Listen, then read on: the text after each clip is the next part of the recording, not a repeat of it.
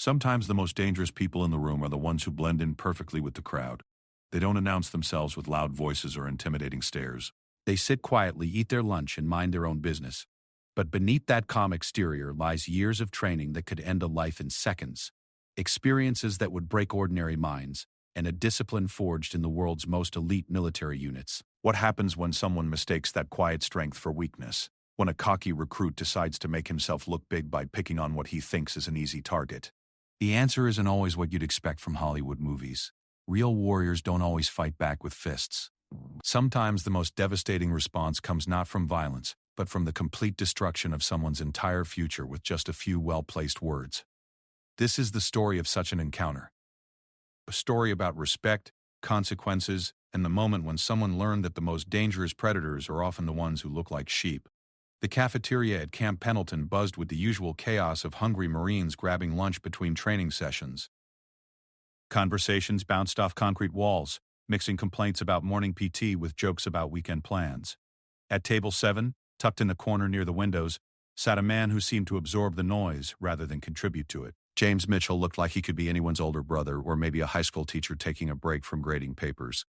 At 34, he had the kind of face that blended into crowds easily. Medium height, brown hair kept in a regulation cut, and eyes that seemed to take in everything while revealing nothing. His uniform was pressed but not overly so. Clean but showing the wear of someone who actually worked in it. While other Marines his age wore their rank and experience like badges of honor, Mitchell carried himself with an understated confidence that whispered rather than shouted. He ate methodically, cutting his chicken into precise pieces, chewing slowly while his eyes moved across the room. To most observers, he looked like a staff sergeant enjoying a quiet meal. Maybe someone from supply or administration, they might guess. The kind of guy who handled paperwork and kept his head down.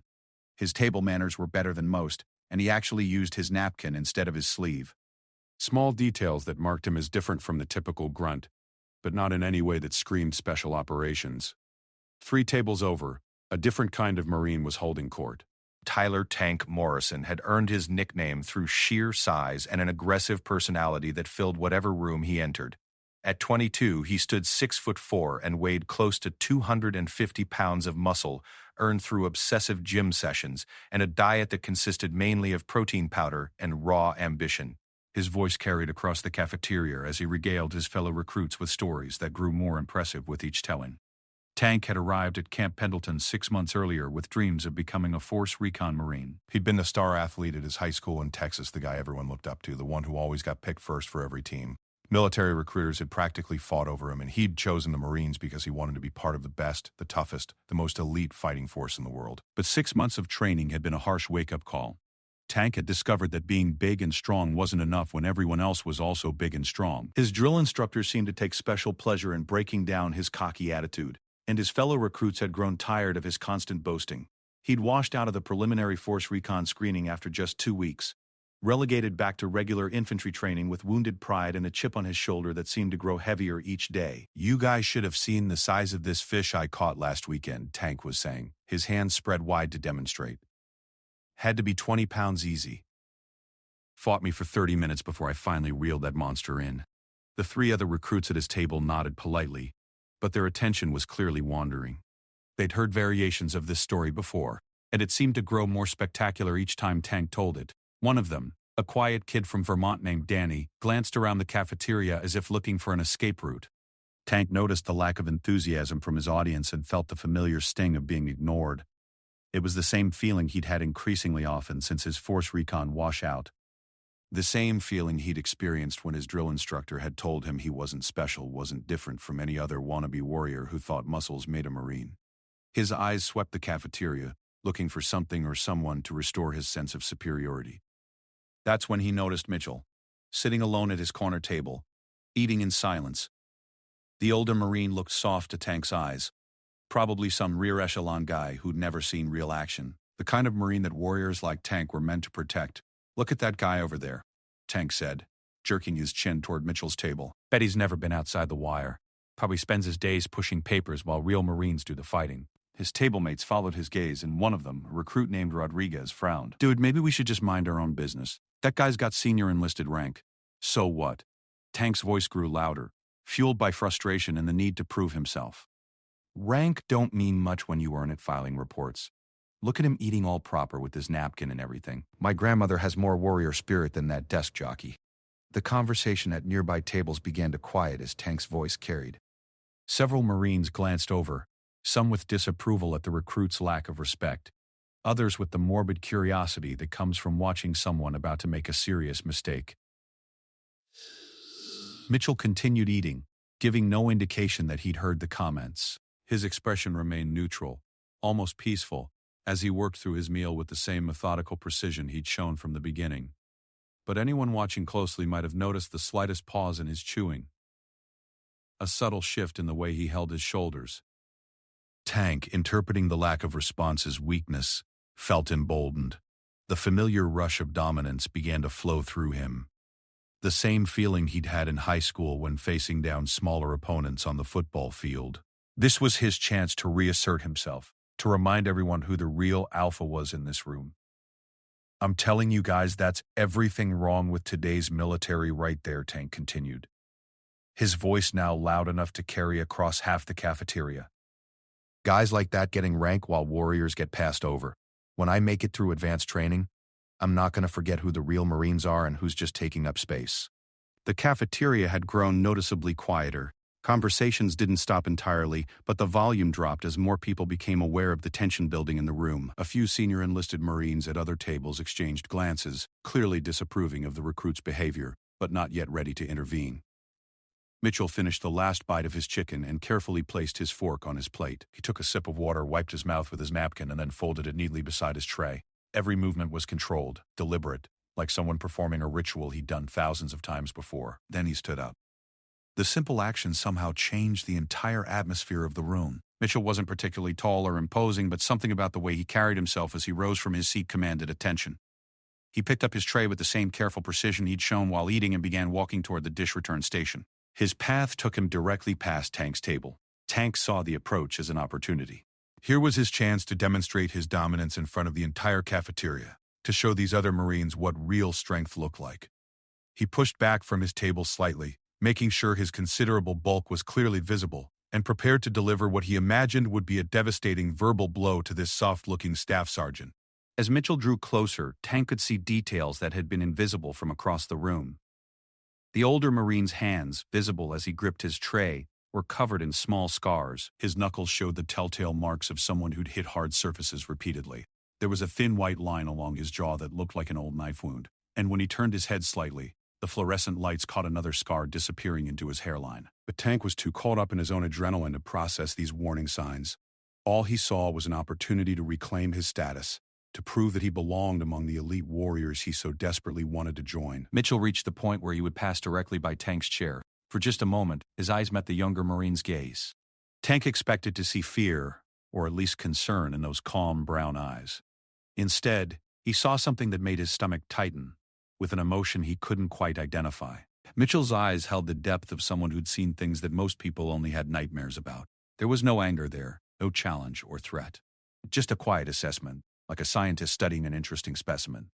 It was the look of someone deciding whether something was worth his attention. Tank felt his carefully constructed confidence waver for just a moment, but the eyes of his tablemates were on him, and the need to prove himself overcame his brief hesitation. He opened his mouth to deliver what he was sure would be a crushing insult to this paper-pushing staff sergeant.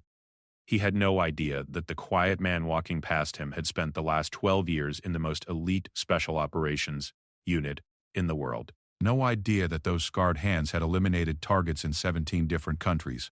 No idea that the calm demeanor he mistook for weakness was actually the mark of someone so comfortable with violence that he no longer needed to advertise it.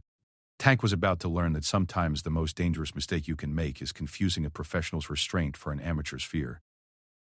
Mitchell continued walking, still showing no reaction to the younger Marine's aggressive posture. He disposed of his tray, cleaned up his eating area with the same methodical care he'd shown throughout his meal, and headed for the exit. Tank watched him go, feeling frustrated that his opportunity for dominance had seemingly walked away. The moment was slipping away, and with it his chance to reestablish himself as someone to be respected and feared. That's when Tank made the decision that would change his life forever.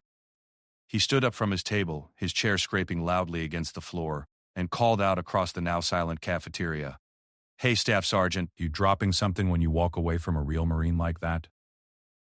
The entire room went dead quiet. Even the kitchen staff stopped their clattering to listen. Mitchell stopped walking but didn't turn around immediately. When he did, his movement was so smooth and controlled that it seemed almost mechanical. His eyes found Tank's across the room, and this time there was something different in his expression. Not anger exactly, but a sharpening of focus that made Tank's mouth suddenly feel very dry. Mitchell began walking back toward Tank's table, and every Marine in that cafeteria knew they were about to witness something that none of them would ever forget. Mitchell's footsteps echoed in the silent cafeteria as he approached Tank's table. Each step was measured, deliberate, like a predator who had all the time in the world to reach its prey. The fluorescent lights overhead seemed to cast sharper shadows, and the air itself felt heavy with tension that made everyone hold their breath. Tank felt his heart rate spike as the older Marine drew closer. Up close, Mitchell looked even less impressive physically than he had from across the room. He was maybe 5'10", probably weighed around 180 soaking wet. His uniform hung loose in places that suggested he wasn't particularly muscular. Everything about his appearance screamed ordinary, forgettable, safe, but there was something about the way he moved that made Tank's primitive brain scream warnings he was too proud to heed. Mitchell walked with the fluid grace of someone who was completely at home in his own body, who knew exactly what every muscle could do and how fast it could do it. His hands hung relaxed at his sides, but there was something about their positioning that suggested they could become weapons in the space between one heartbeat and the next. "You wanted to talk to me, Marine?" Mitchell's voice was quiet, conversational, carrying easily across the dead silent room without any apparent effort. There was no aggression in his tone, no challenge or threat. He might have been asking about the weather or the score of last night's game. Tank stood to his full height, using every inch of his 6'4" frame to tower over the shorter man. He'd learned early in life that size mattered, that physical presence could win battles before they even started. Looking down at Mitchell from his superior height, he felt some of his confidence return. "Yeah, I wanted to talk to you," Tank said, his voice pitched loud enough for the entire cafeteria to hear. "About what it means to be a real Marine instead of some desk-riding paper pusher who probably hasn't seen action since boot camp." A ripple of unease went through the room. Several senior enlisted Marines started to rise from their seats, recognizing that a line was about to be crossed that couldn't be uncrossed. But something in Mitchell's posture, a subtle gesture with his left hand, made them pause. Mitchell nodded slowly, as if Tank had said something perfectly reasonable. "I see. And what makes you think I'm a desk-riding paper pusher?" The question was asked with genuine curiosity, without a trace of defensiveness or anger. Tank interpreted this as weakness, as confirmation that he was dealing with someone who avoided confrontation at all costs. "Look at you," Tank gestured dismissively. "Eating all neat and proper, keeping to yourself, avoiding eye contact with real warriors. You got that soft look of someone who's never had to make hard choices, never had to prove themselves when it counted." Mitchell's expression didn't change, but several Marines in the room who knew him better than Tank did began to exchange worried glances. They recognized the signs that the younger recruit was missing entirely. The way Mitchell's breathing had slowed and deepened. The subtle shift in his stance that put his weight on the balls of his feet. The barely perceptible loosening of his shoulders that meant he was preparing for action. "Hard choices," Mitchell repeated thoughtfully. "What kind of hard choices do you think real Marines have to make?" Tank sensed an audience and played to it, his voice growing more confident as he warmed to his theme. Life and death choices. Choices about who lives and who dies when the shooting starts. Choices about completing the mission no matter what the cost.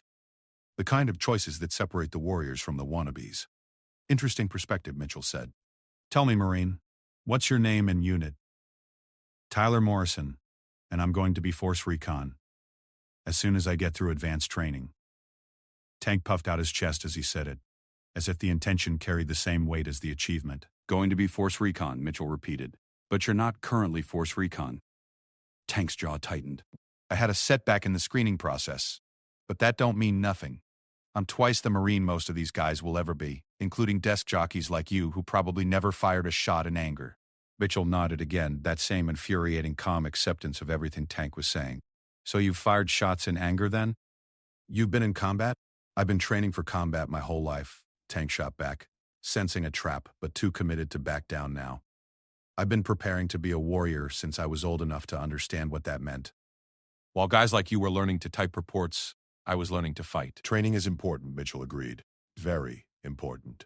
"But you're right that there's a difference between training and the real thing. Tell me, Morrison, what do you think that difference is?" Tank felt like he was being led somewhere he didn't want to go, but the attention of the entire cafeteria was on him now, and his pride wouldn't let him back down. The difference is when bullets are flying and people are dying, you find out who's really got what it takes. You find out who's a warrior and who's just pretending to be one.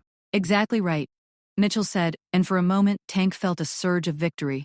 When bullets are flying and people are dying, you find out who you really are. The funny thing about that moment, Morrison, is that all your training, all your preparation, all your big talk just falls away, and what's left is just you and the choice of whether to move forward or fall back.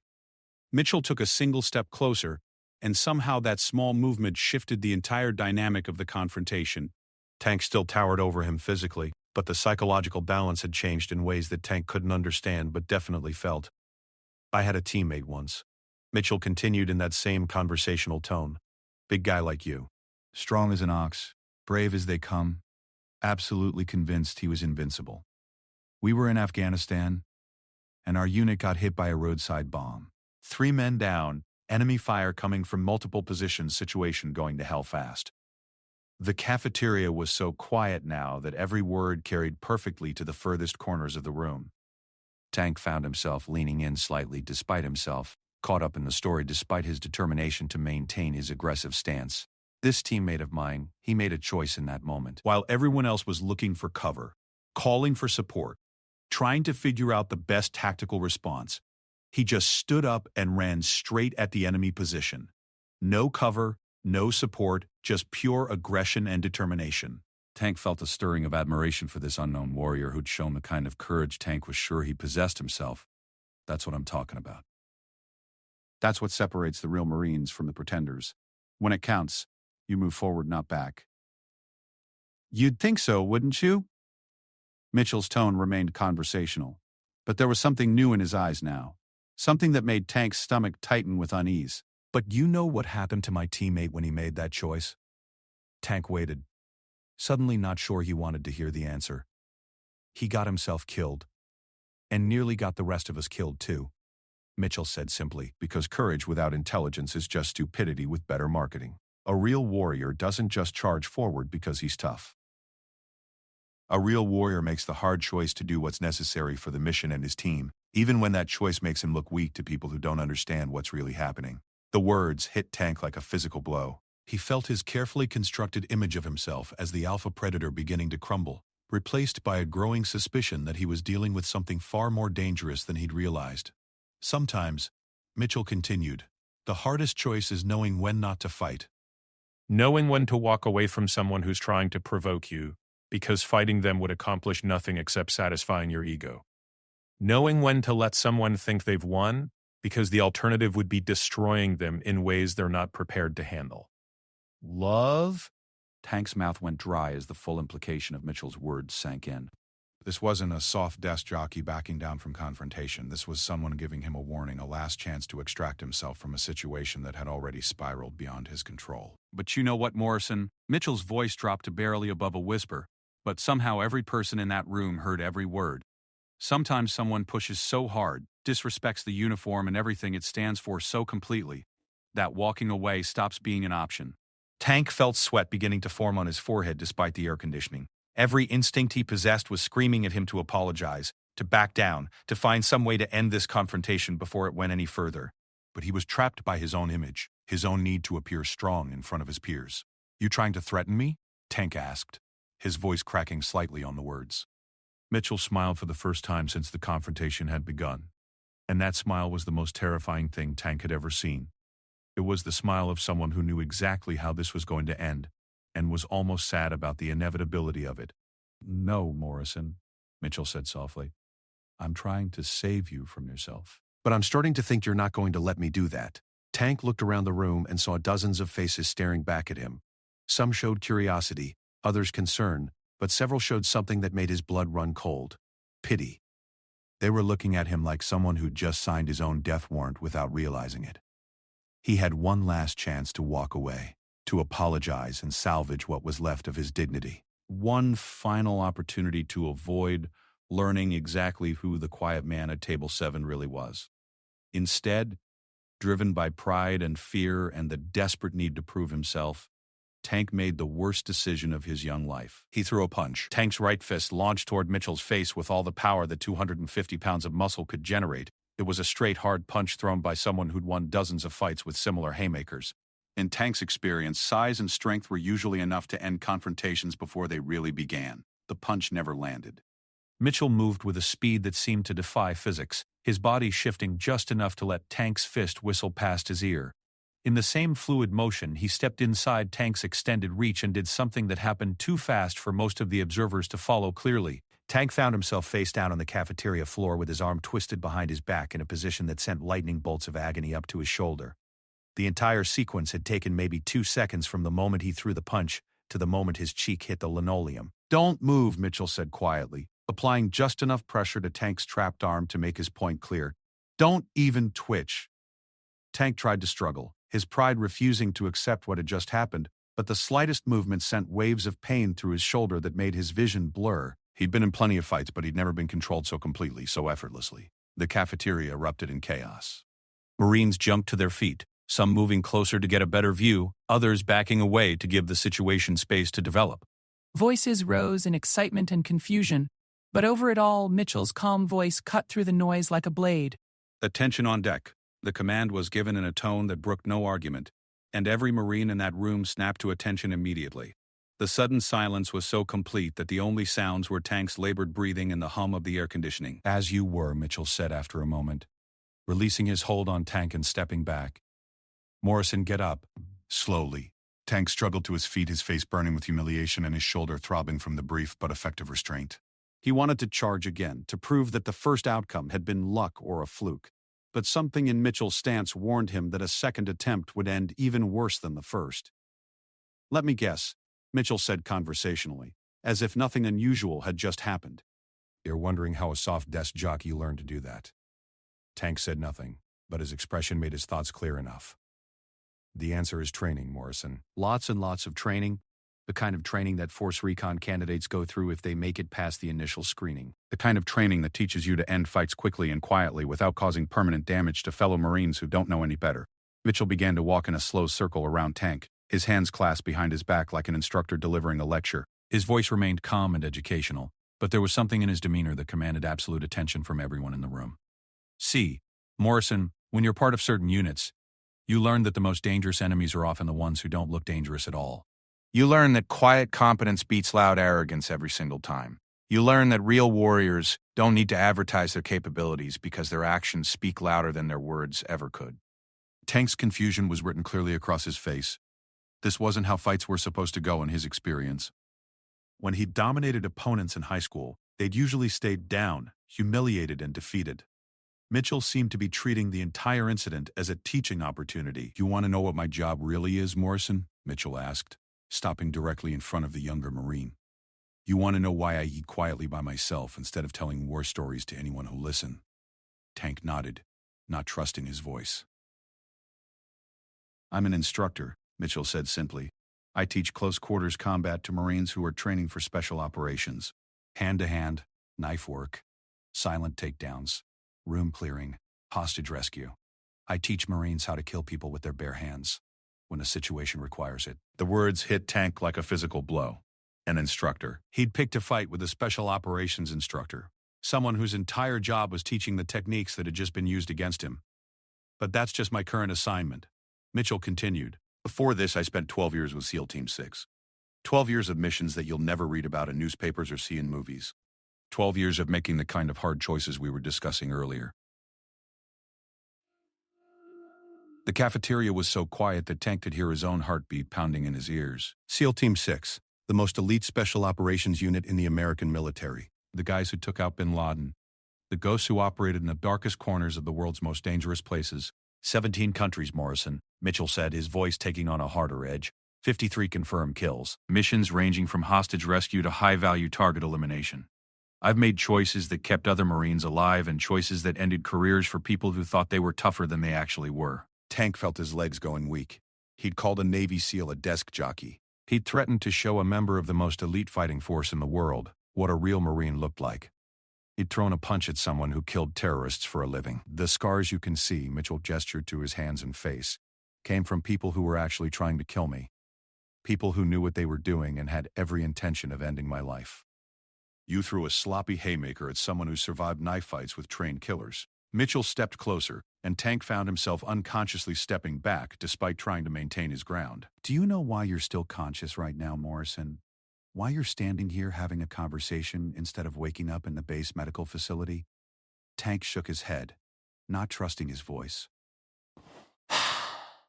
Because you're not my enemy, Mitchell said simply. You're just a young Marine who doesn't know any better yet. Someone who confused confidence with competence and arrogance with strength. Someone who needs to learn the difference between being a warrior and just being loud. The truth of it crashed over Tank like a cold wave. Everything he'd thought he knew about himself, about strength, about what made a Marine, had just been shattered by someone who made it look effortless. But here's the thing, Morrison, Mitchell continued, his tone becoming more serious. What happened here today stays in this room. You don't talk about it, you don't brag about it, you don't turn it into a story to tell your buddies. You know why? Tank waited for the explanation, afraid to speak. Because if word gets out that you took a swing at a SEAL Team 6 operator, even if you were too ignorant to know that's what you were doing, it reflects badly on every Marine in this unit. It makes people wonder what kind of training and discipline standards we maintain here. And that, Morrison, would be very bad for your future in the Corps. The implication was clear. Mitchell wasn't just protecting Tank from physical harm. He was protecting him from the career-ending consequences of his own stupidity. Furthermore, Mitchell continued, you're going to apologize to every Marine in this room for disrespecting the uniform with your behavior today. You're going to mean it. And then you're going to sit down, shut up, and think very carefully about the difference between being strong and being stupid. Tank looked around the cafeteria at dozens of faces staring back at him. Some showed disgust at his behavior, others pity for his situation, but all of them were waiting to see how he would handle this moment of truth. Tank started, his voice cracking slightly. I apologize to everyone here for my behavior today. It was disrespectful to the uniform and to the Corps, and it won't happen again. Mitchell nodded approvingly. Better. Now sit down and think about what you learned today. Tank moved toward his table on unsteady legs, his mind reeling from the complete reversal of everything he'd thought he understood about the world. His table mates looked at him with expressions ranging from shock to embarrassment, but none of them said a word. Mitchell turned to address the room at large. What you witnessed here today was a failure of respect and discipline. Morrison made assumptions based on appearances and acted on those assumptions without understanding the consequences. It's a mistake that could have ended very badly for him in a different environment with different people. He paused, letting his words sink in before continuing. Every one of you will eventually serve alongside Marines who don't fit your preconceptions. Quiet professionals who've earned their place through actions rather than words. Your job is to recognize that competence comes in many forms, and that the most dangerous people you'll ever meet are often the ones who don't need to prove it to anyone. The impromptu lesson continued for several more minutes, with Mitchell using Tank's humiliation as a teaching moment for the entire room. He spoke about respect, about understanding the difference between confidence and arrogance, about the importance of recognizing when you're outclassed before you make irreversible mistakes. Tank sat through it all, his face burning with shame but his mind beginning to process lessons that would stay with him for the rest of his military career. He'd wanted to prove he was a warrior, and instead he'd learned what real warriors actually looked like. As Mitchell finished speaking and the normal noise level gradually returned to the cafeteria, Tank realized that his entire understanding of strength, leadership, and what it meant to be a Marine had just been completely rebuilt from the ground up. The quiet man at Table 7 had just given him the most valuable education of his life, and Tank was finally smart enough to realize it. The weeks following the cafeteria incident changed everything for Tyler Morrison.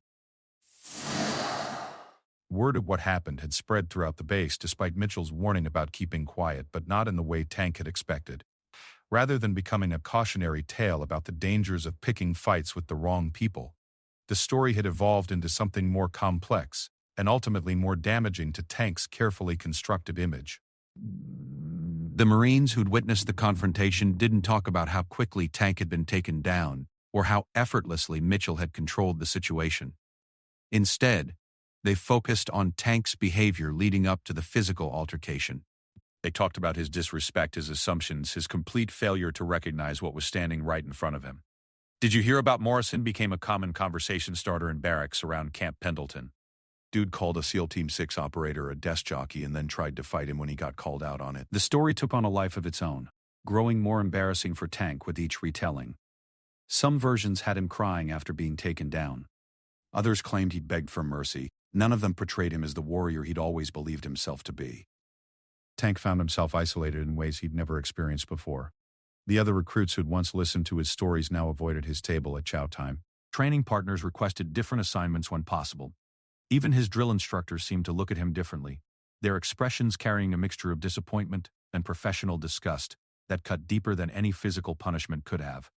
But the most devastating change came from within Tank himself. The confrontation with Mitchell had shattered something fundamental in his understanding of who he was and what he represented. All his life he'd defined himself by his physical presence, his aggressive confidence, his willingness to back up his words with action. Now, every time he looked in the mirror, he saw someone who'd picked the wrong fight with the wrong person, for all the wrong reasons. His performance in training began to suffer almost immediately. Tasks that had once seemed straightforward now felt overwhelming because he second-guessed every decision, every instinct. His drill instructors noticed the change and responded with the brutal efficiency that Marine Corps training was famous for. Morrison, drill instructor Staff Sergeant Williams, bellowed during a combat readiness exercise. What the hell happened to the Marine who was so confident he knew better than everyone else? Where's that warrior spirit you were bragging about last month? Tank tried to respond with his usual aggressive enthusiasm, but the words felt hollow in his mouth. How could he claim to be a warrior when he'd been schooled by someone who made it look effortless? How could he boast about his capabilities when Mitchell had demonstrated the difference between real competence and empty posturing in front of an entire cafeteria full of witnesses? "I'm ready to execute the mission, sir," Tank responded, but even he could hear the uncertainty in his own voice. Staff Sergeant Williams stepped closer, his expression shifting from professional aggression to something approaching concern. Morrison, you sound like someone who's lost his edge. You sound like someone who's forgotten what he's training for. "Is that what happened to you, Marine?" Tank wanted to explain, wanted to find some way to articulate the fundamental shift in his worldview that had occurred since the cafeteria incident. But how could he explain that everything he'd thought he knew about strength and leadership had been turned upside down by 5 minutes of conversation with someone who embodied everything Tank had pretended to be?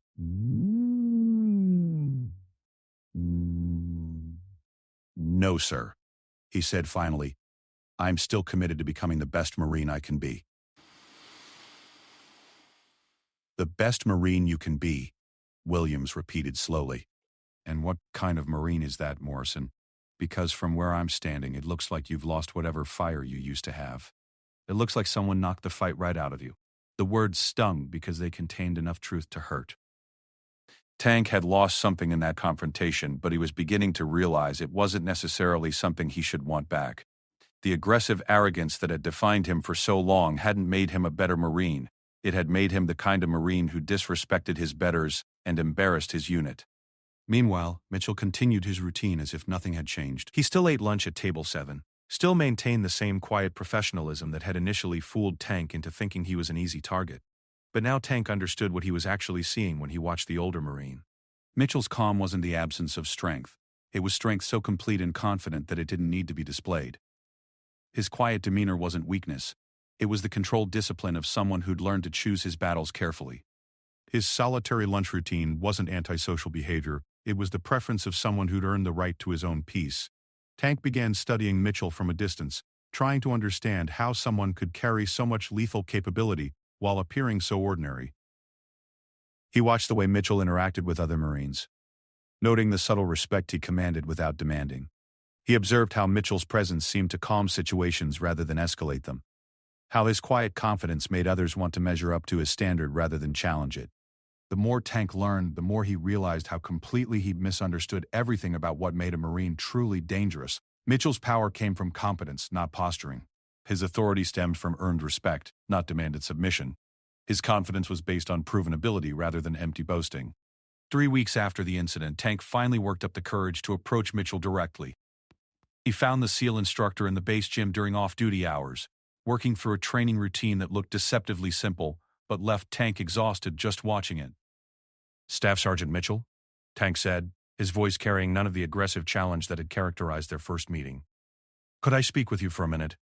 Mitchell finished his set and turned to face the younger Marine. His expression was neutral but not unfriendly, giving no indication of whether he remembered their previous encounter or cared about its outcome. What's on your mind, Morrison? I wanted to apologize, Tank said, the words coming out in a rush. Not just for taking a swing at you, but for everything leading up to it.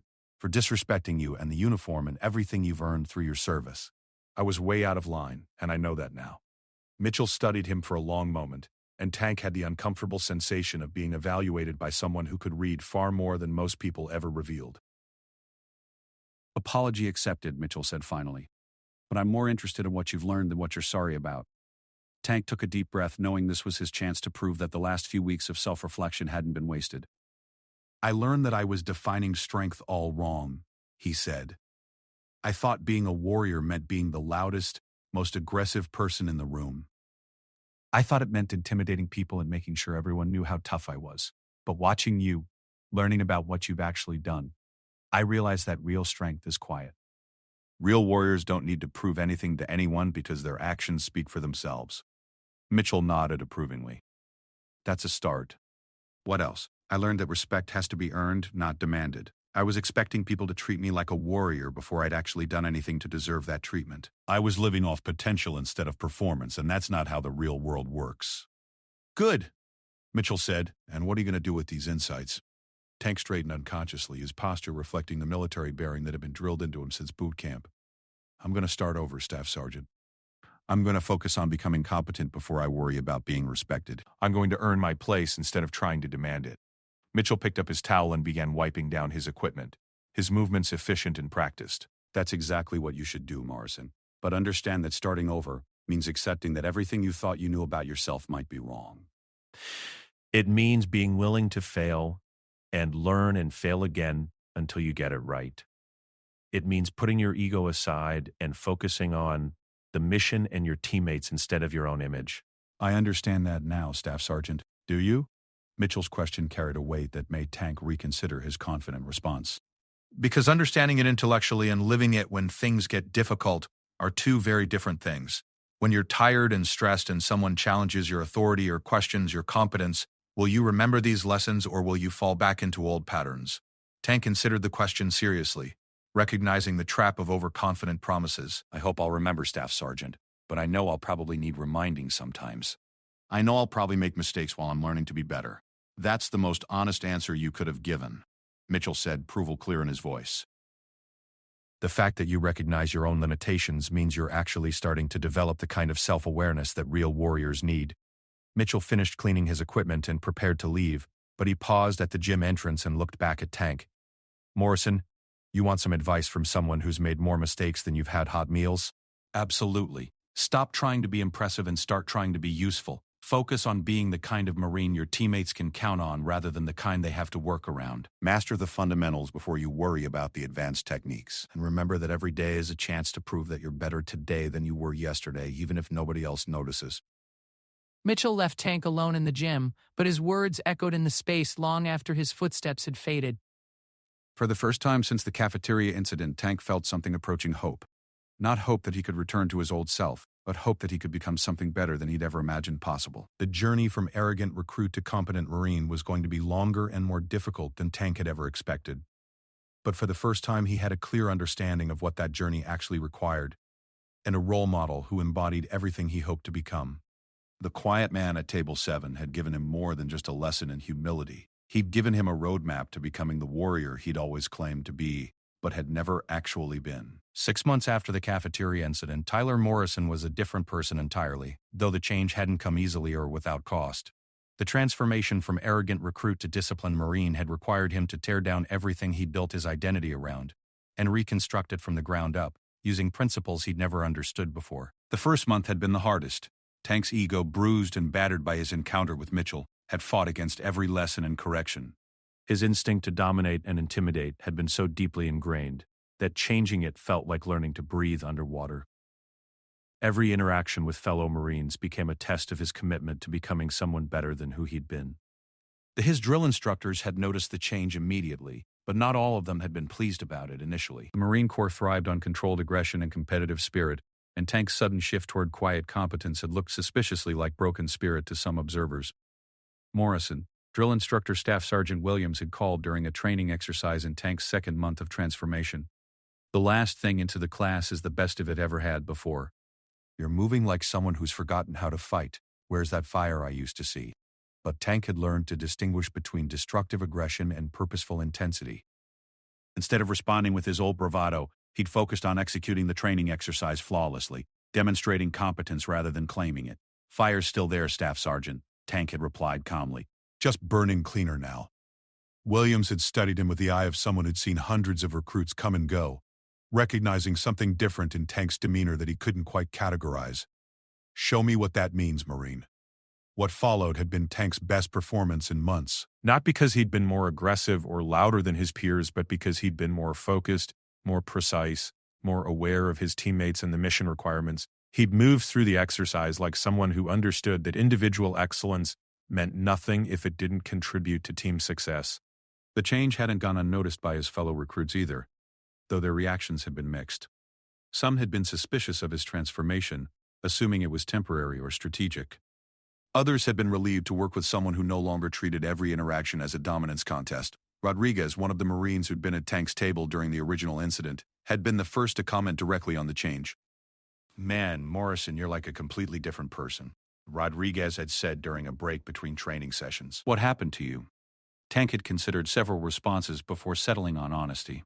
I learned the difference between acting tough and being competent. Turns out I'd been confusing the two for most of my life. That whole thing with the SEAL instructor really got to you, huh? Changed everything, Tank had admitted. Made me realize I'd been trying to be impressive instead of useful. Turns out useful is a lot more important. The conversation had marked a turning point in Tank's relationships with his peers. For the first time since arriving at Camp Pendleton, he found himself included in conversations that weren't focused on his stories or his physical presence. Marines began seeking his input on training exercises and mission planning, recognizing that his insights were valuable when they weren't delivered with arrogant certainty. Mitchell, meanwhile, had continued his routine with the same quiet consistency that had initially fooled Tank into underestimating him. But now Tank understood what he was seeing when he observed the SEAL instructor. Mitchell's behavior wasn't a performance or a facade. It was the natural expression of someone who'd internalized the principles Tank was still struggling to master. 3 months after their gym conversation, Tank had encountered Mitchell again in the base library. The SEAL instructor had been reading what looked like a technical manual, his attention completely focused on the material in front of him. Staff Sergeant Mitchell? Tank had approached carefully, not wanting to interrupt if his presence wasn't welcome.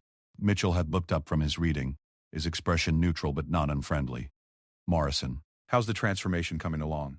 The question had been delivered without irony or judgment, as if Mitchell genuinely cared about Tank's progress rather than simply tolerating his presence. Better than I expected, harder than I hoped, Tank had replied honestly. I keep catching myself falling back into old patterns, especially when I'm tired or frustrated. That's normal, Mitchell had said. Changing fundamental behaviors takes time and conscious effort. The fact that you're recognizing when you slip backwards means you're actually making progress. Tank had felt encouraged by the assessment, but he'd also been curious about something that had been bothering him for weeks. Can I ask you something, Staff Sergeant? That day in the cafeteria, you could have ended that situation in about 10 different ways that would have been a lot worse for me. Why did you choose to handle it the way you did? Mitchell had closed his book and given Tank his full attention, recognizing the genuine nature of the question. Because destroying you wouldn't have served any purpose beyond satisfying my ego, Mitchell had replied. You weren't a real threat, just a young Marine who'd gotten some bad ideas about what strength looked like. Breaking you down without giving you tools to build yourself back up would have been cruel and wasteful. But what if I hadn't learned? What if I'd kept being the same arrogant idiot I was before? Mitchell had smiled slightly, the expression carrying both amusement and something that might have been respect. Then you would have washed out of the Marines eventually, probably after doing some serious damage to unit cohesion and mission readiness. But I had a feeling you were teachable once you got knocked off your high horse. Sometimes people just need to understand what they're actually up against before they can start making better choices. The conversation had given Tank insights into leadership that no classroom instruction could have provided. Mitchell hadn't just demonstrated superior fighting skills in their confrontation. He'd shown what it meant to use power responsibly, to choose the response that served the larger mission rather than personal satisfaction. As Tank's training had continued, he'd found himself thinking more and more about mission accomplishment and team success rather than personal recognition. His performance evaluations had steadily improved, not because he'd become more physically capable, but because he'd learned to channel his capabilities toward productive ends. His relationship with his drill instructors had evolved as well. Staff Sergeant Williams, who'd initially been concerned about Tank's apparent loss of fighting spirit, had begun using him as an example for other recruits. Morrison here used to be all mouth and no mission focus. Williams had told a group of newer arrivals during a leadership training session. He confused being loud with being effective, thought intimidation was the same as leadership. Now he's one of the most reliable Marines in his class because he learned that competence speaks louder than boasting ever could. Tank had felt embarrassed by the attention but also proud of the progress it represented. More importantly, he'd begun to understand that his personal growth had value beyond his own development. By becoming more competent and reliable, he was contributing to his unit's overall effectiveness in ways his previous behavior never could have achieved. The ultimate test of his transformation had come during advanced combat training exercises designed to simulate real-world mission conditions. Tank had been assigned as a team leader for a complex operation involving hostage rescue and target elimination, working with Marines who remembered his reputation from earlier in his training cycle. The old Tank would have approached the exercise as an opportunity to prove his dominance, probably alienating his teammates and compromising mission success in the process. The new Tank had focused on understanding the mission requirements, leveraging each team member's strengths, and maintaining clear communication throughout the operation. The exercise had been a complete success, accomplished with textbook precision and no casualties among the hostage role players. But more importantly for Tank's development, his teammates had approached him afterward with genuine respect and appreciation for his leadership. Morrison, I don't know what happened to you over the past few months, one of them had said, but you led that mission like a completely different person. Professional, focused, actually seemed to care about the team succeeding rather than just looking good yourself. Tank had accepted the praise quietly, understanding now that real recognition came from performance rather than self-promotion. The satisfaction he'd felt from the successful mission had been deeper and more lasting than any ego boost he'd received from his previous behavior. 2 weeks before graduation from advanced training, Tank had encountered Mitchell one final time in the base cafeteria. The SEAL instructor had been sitting at his usual table, eating with the same methodical precision that had first caught Tank's attention months earlier. This time, Tank had approached with genuine respect rather than aggressive challenge. "Staff Sergeant Mitchell, I wanted to thank you before I ship out to my permanent assignment." Mitchell had gestured to the empty chair across from him, inviting Tank to sit. "How do you feel about your training, Morrison? Like I finally understand what I'm actually training for," Tank had replied. "Not to be the toughest guy in the room, but to be someone my teammates can count on when everything goes sideways." "That's exactly right," Mitchell had said approvingly. "What's your assignment?" "Infantry, deployed to Afghanistan in 3 months." I'll be leading a fire team, Marines who are counting on me to make good decisions under pressure. Mitchell had nodded, his expression reflecting something that might have been pride in Tank's development. Those Marines are lucky to have you, Morrison. Not because you're physically impressive, but because you've learned to think beyond yourself. You've learned that real leadership is about serving your people and the mission, not the other way around. Tank had felt the weight of responsibility settling on his shoulders, but it was a good weight, the kind that came from earning trust rather than demanding it. "I have you to thank for that, Staff Sergeant. If you hadn't shown me what real competence looked like, I probably would have gotten myself and other people killed trying to prove how tough I was. You did the work, Morrison. I just gave you a reason to start." As Tank had prepared to leave for the last time, Mitchell had offered one final piece of advice. "Remember, Morrison, that leadership is a daily choice. Every day, you'll have opportunities to choose between doing what's easy and doing what's right, between serving yourself and serving your Marines. The choices you make in small moments will determine what kind of leader you become in the big ones." Tank had carried those words with him as he'd shipped out to Afghanistan, where they'd been tested in ways he could never have imagined. But that's another story, one that began with the lessons learned from a quiet man at Table 7 who taught him that true warriors are made not through dominance and intimidation, but through competence, discipline, and the wisdom to know when strength is best demonstrated through restraint. The cocky recruit who thought he could intimidate a desk jockey was gone forever, replaced by a Marine who understood that the most dangerous people in the world are often the ones who never need to prove it to anyone. Mocked and hit at lunch. The recruit had no idea he'd just crossed an elite SEAL.